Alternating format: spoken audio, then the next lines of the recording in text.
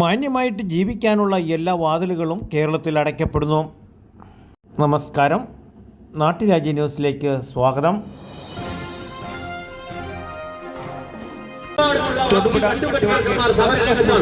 നേതൃത്വത്തിൽ വിലക്കയറ്റത്തിനെതിരെ സിവിൽ സ്റ്റേഷനു മുന്നിൽ പ്രതിഷേധ ധർണ നടത്തി.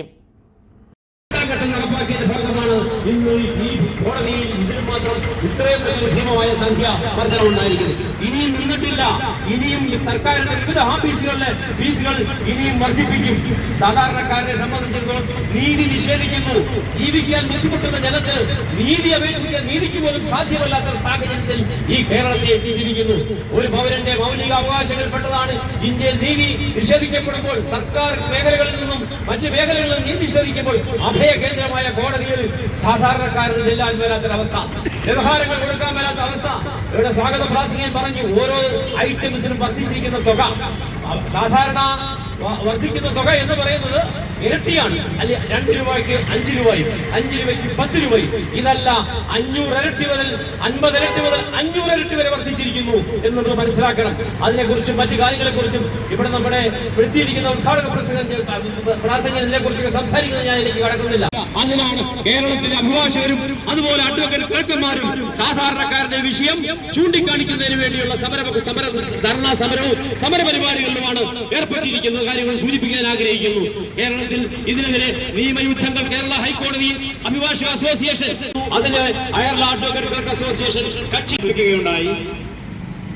ക്രമാതീതമായ വർധനവ് കോടതികളിൽ വ്യവഹാരം നടത്തുന്ന അഭിഭാഷകർക്കോ അഭിഭാഷകരുടെ സഹായിയായി വർത്തിക്കുന്ന അഭിഭാഷക ക്ലർക്കുകൾക്കോ മാത്രമല്ല, ഈ സ്റ്റാമ്പ് മുദ്രയെ വില കൂട്ടിയതിനുകൂടി, കോർട്ട് ഫീ കൂട്ടിയതിനുകൂടി അത് സാധാരണക്കാരെ പ്രത്യക്ഷത്തിൽ ബാധിക്കുന്ന ഒരു വലിയ സമരമായി മാറിയിരിക്കുകയാണ്. നമ്മൾക്കറിയാം, എല്ലാ പ്രതീക്ഷകളും കൈവിട്ട് നീതിക്ക് വേണ്ടിയുള്ള പോരാട്ടത്തിൽ ഒരു പാവപ്പെട്ടവനെ സംബന്ധിച്ചിടത്തോളം അവന്റെ അവസാന അത്താണിയാണ് നീതിന്യായ കോടതികൾ. ആ നീതിന്യായ കോടതികളിലേക്ക് ഒരു സാധാരണക്കാരന് കടന്നു ചെല്ലുവാനോ ഒരു വ്യവഹാരത്തിൽ ഏർപ്പെടുവാനോ നീതി സമരം നടത്തുവാനോ ഇന്ന് ഈ കോർട്ട് ഫീ വർധനവോടുകൂടി അവന്റെ ആഗ്രഹങ്ങൾക്ക് തടയിടുകയാണ്. ഇവിടെ രാഷ്ട്രീയമോ മറ്റ് രാഷ്ട്രീയ കാര്യങ്ങളോ ഒന്നുമില്ല. പക്ഷെ ഒരു സാധാരണക്കാരന് ഈ സമൂഹത്തിൽ അവന് നീതിക്ക് വേണ്ടി പോരാടണമെങ്കിൽ, അവനെ നിലനിർത്തണമെന്നുണ്ടെങ്കിൽ, ഈ സിസ്റ്റം വളരെ ക്രമാതീതമായി മുന്നോട്ട് പോകണമെന്നുണ്ടെങ്കിൽ വർദ്ധിച്ച കോർട്ട് ഫീ വർധനവ് അതിൽ നിന്നും സർക്കാർ പിന്നോക്കം പോയേ പറ്റൂ.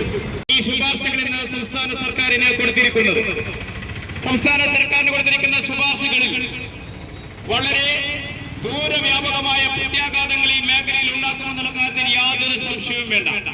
എനിക്ക് തോന്നുന്നത് നിങ്ങളുടെയും അഭിഭാഷകരുടെയും ഒക്കെ പ്രതിഷേധ സമരങ്ങൾ ഒരു അലകടലായ കേരളത്തിൽ അങ്ങോളം ഇങ്ങോളം ഉയർന്നു വന്നപ്പോൾ ഈ കമ്മീഷൻ ഷെഡ്യൂൾ ചെയ്തിരിക്കുന്ന ചില സിറ്റിംഗുകളുണ്ട്. എനിക്ക് അറിവ് ശരിയാണെങ്കിൽ ജൂൺ 21-ാം തീയതിയാണ് ഇടുക്കിയില് കമ്മീഷൻ നമ്മളുടെ ഈ പ്രശ്നങ്ങളെ സംബന്ധിച്ച് പഠിക്കാനെത്തുന്നത്.